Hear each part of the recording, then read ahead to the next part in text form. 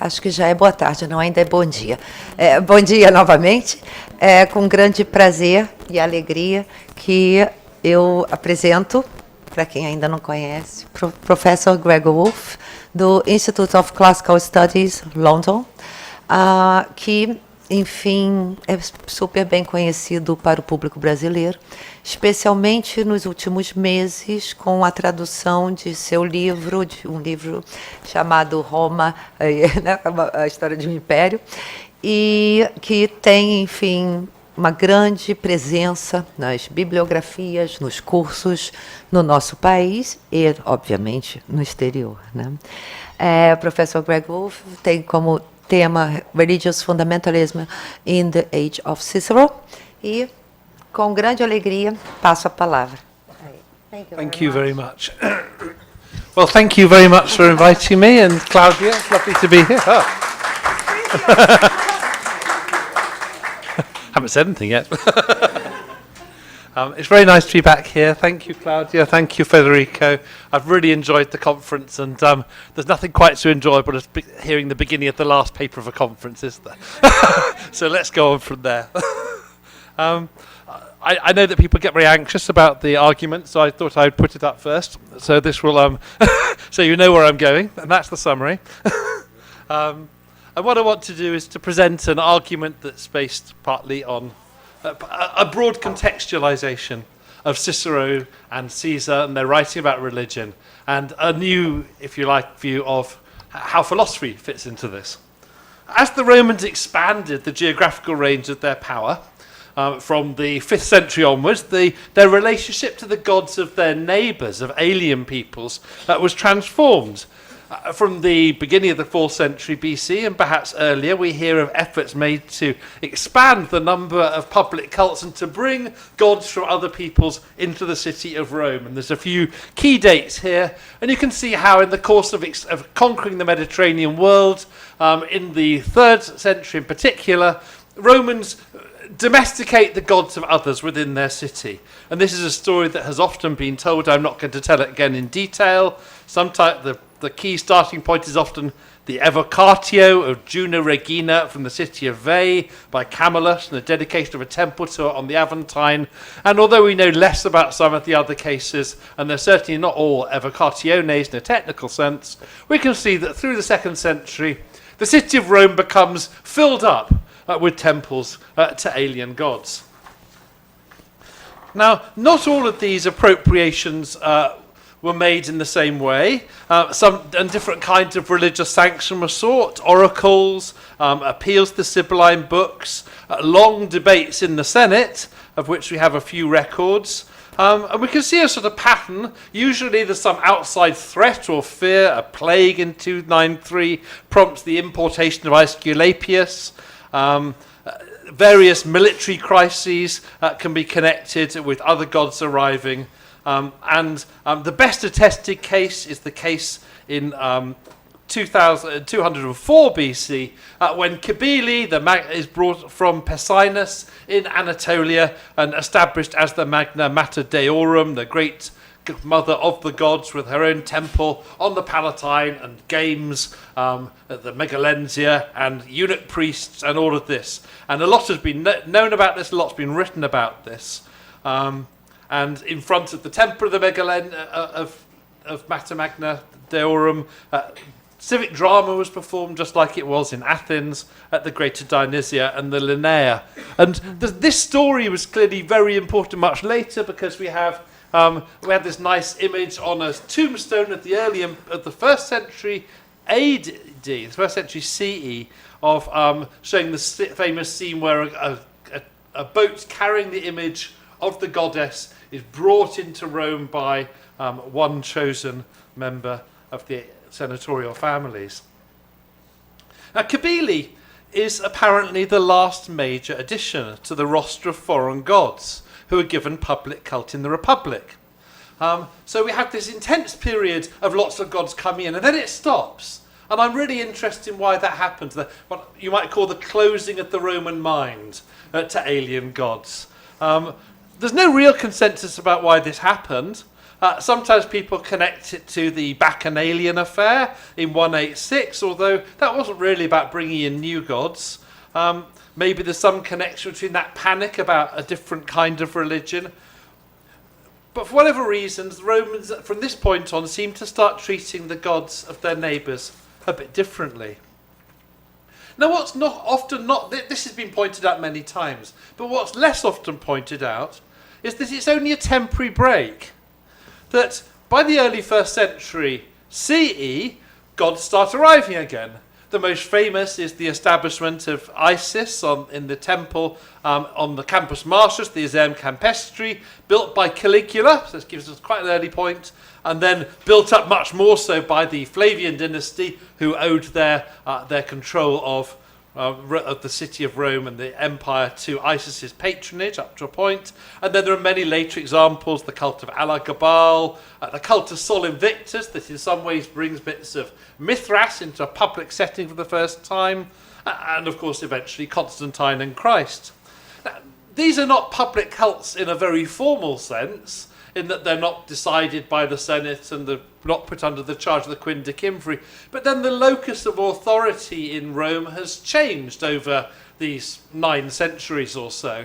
And decisions about what cults come to arrive and so on, these are made in a different way by the emperor, not by colleges of senatorial priests, although he was in fact a member of all the important ones himself.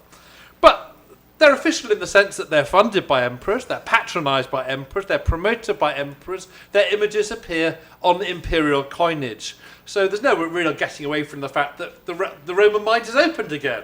Alien gods are welcome. So what I'm interested in is why have we got this period in which, for a while anyway, Romans seem less interested. By the time you get to the 4th century, Philocalus, we have in his calendar, which is in some ways close to the official calendar, we have festival days for Isis and Serapis, alongside the games to Ceres, games to the Dioscuri, and endless festivals celebrating victories won by emperor after emperor.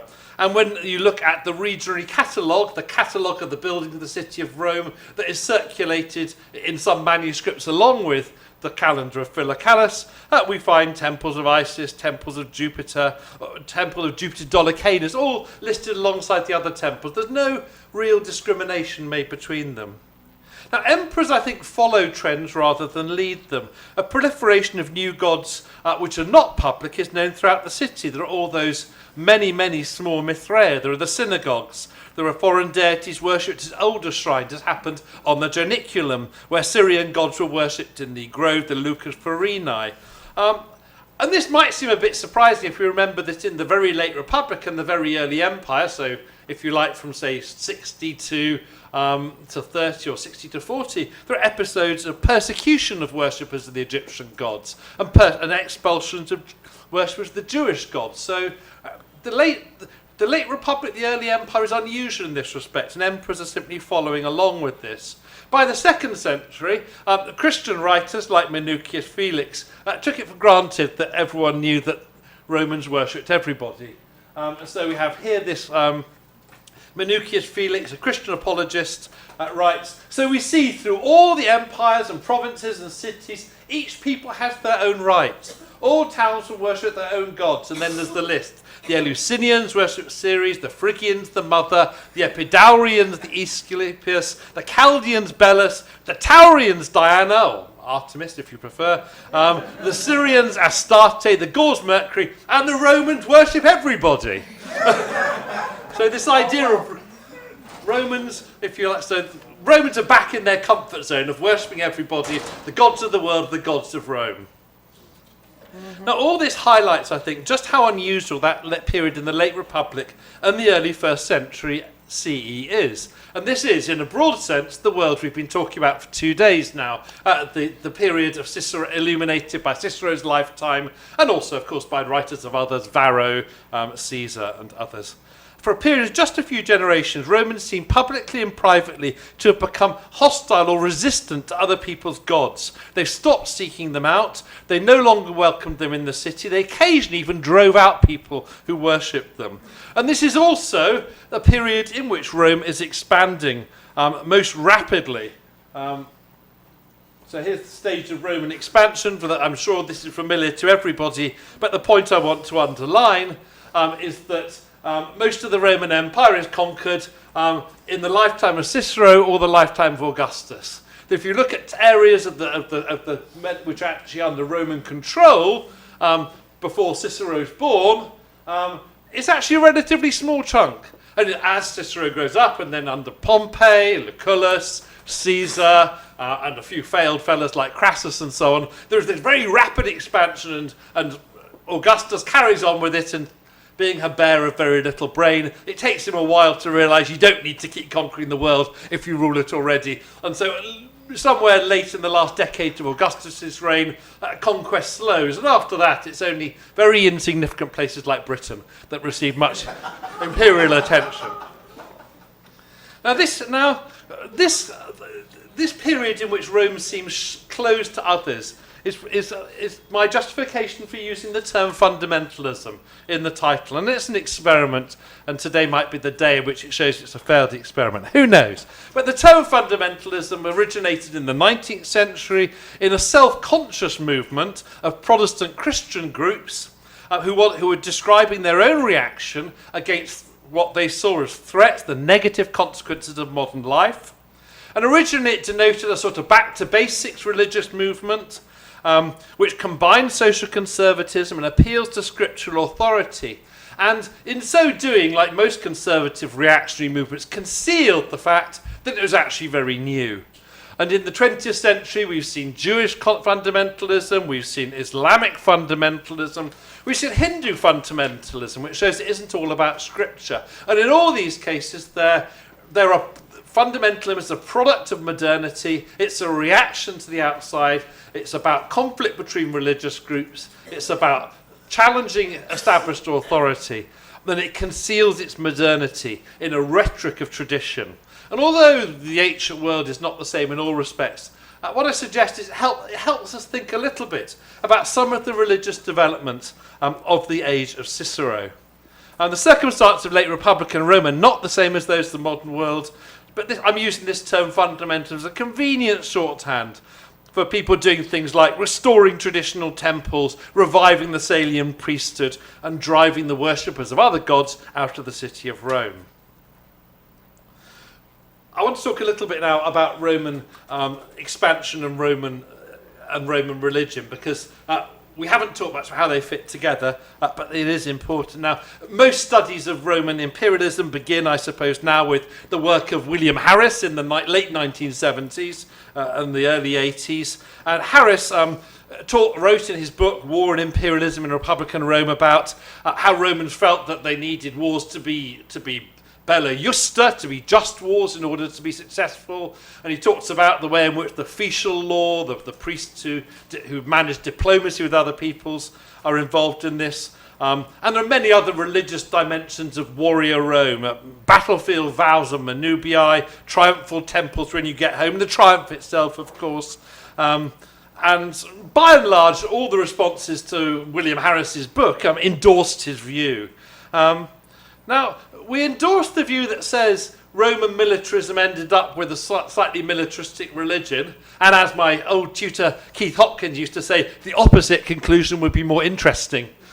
So Rome gets the religion that goes with the kind of state it is. But we don't talk very much about how far religion might have been a causal factor rather than a response to imperialism. And I think that's because at the time in the 70s, 80s, imperialism was seen by many people as essentially a matter of economics, a shift in the political economy of Rome from an agricultural community to a conquest state and then stabilising under Augustus as a tributary empire. And we talked about the transformations brought by imperial rule in terms of economic and political changes with devastating and unintended social consequences. We didn't talk much about what caused it all. Why not? Why is it not necessary to explain Romans' militarism? Perhaps some people following Lenin saw it as this is just something that states do when they can, and the real question is not why has Rome conquered the world, but why did no one else do it as well? In that case, expansion is something you don't need to explain. The will to power explains all. Harris himself was criticised for concentrating on the conscious and explicitly stated motives at the expense of what John North called the expansion-bearing structures of Roman society. And those motives and statements were largely expressed in terms of politics and political discipline because of who we were reading at the time. If you read De Neo Imperio Neo Pompei, then De Imperio Neo Pompei, then you do at the front of it see a whole set of claims about interest and power and need, although as we've heard in this conference, you actually also, if you listen a bit more carefully, you hear a lot of things about religious power and authority. By and large, though, modern studies of Roman imperialism start from imperialism and end with religions. We're told that when the Ager Romanus expanded in size, we're told the rituals conducted by the Fetiales had to be modified. Politics speaks, religion answers. But what if it's the other way around? What if religion speaks and the politics answers? Now, it's certainly not impossible to imagine that religion might have been a causative factor, because we're well aware that there are many other ancient nations, and perhaps some modern ones, in which expansionism is given a deliberate religious causation. The Assyrians, the Franks, the Aztec, the Arabs of the early Arabic expansions are all examples where there are explicit claims that there's a divine mandate to be carried out. And we've talked a bit about this the last few days, so I'll skip over some what I wanted to say here. But what I will do is I'll quickly quote from the inscription that Federico mentioned earlier. This is the inscription of a letter to the Demos of Teos from the Senate of Rome, and it's inscribed on the wall of the Temple of Dionysus. And in an essay about it by John North wrote about, he notes how this kind of chimes with what Polybius said about how the Romans display unusual levels of reverence to the gods. This is a letter from the 190s, and this is Romans in their own words. The fact we have absolutely and consistently placed reverence towards the gods as of the first importance is proved by the favour we've received from them as a result. In addition, we're quite certain for many other reasons our high respect for the divine has been evident to everybody. This is quite blunt, isn't it? And if you wanted another thing, well, thanks, Emilia, because I hadn't noticed this passage before. So wrote this in the last night. But this is also the passage from... Gracias. So here we have, in fact, the passage before this is Cicero says that nobody is so dumb they don't look at the sky and realise that the reason we conquered the world is thanks to the mandate of heaven, thanks to the will of the gods. And then this wonderful long passage which you discussed with much more nuance yesterday, so I won't go over it again. My suggestions then, at the end of the first part of this paper, is that religious institutions and beliefs play a major part in Roman imperialism, not just as a response to it, not as the way they understand it, but as about how it happens. But as expansion speeds up, more and more emphasis was placed on traditional Roman deities, and that as Romans came to articulate their control more and more in terms of world conquest, so conquest of the whole oikumene, we see it refracted through Polybius, we see it in images of the globe in Augustan monuments, we see it in a fascination with Alexander the Great by virtually everybody that matters in the first century BC. As the Romans came to think of themselves as world conquerors, so they became much less interested in bringing alien gods into the city. And so my argument in a nutshell is that military conquest and fundamentalism are closely and recursively linked, and that conversely, when conquest and expansion stops and they cool down a bit in the 1st century AD, 1st century CE, at that point other gods are welcome back home. So I'm going to talk a bit about philosophers. And you just got here, this is just so you got something nice to look at. This is an image from Pompeii, a mosaic of a group of philosophers. Who they are is disputed. Some people think it's Plato and his pupils. Some people think it's the 7 sages. And there's a few people who are attempting to make sort of interesting identifications of different schools. What I want to argue is that these developments the ones I've been outlined, form an important context for understanding the domestication of Greek scientific and philosophical thought in Rome. What I'm going to suggest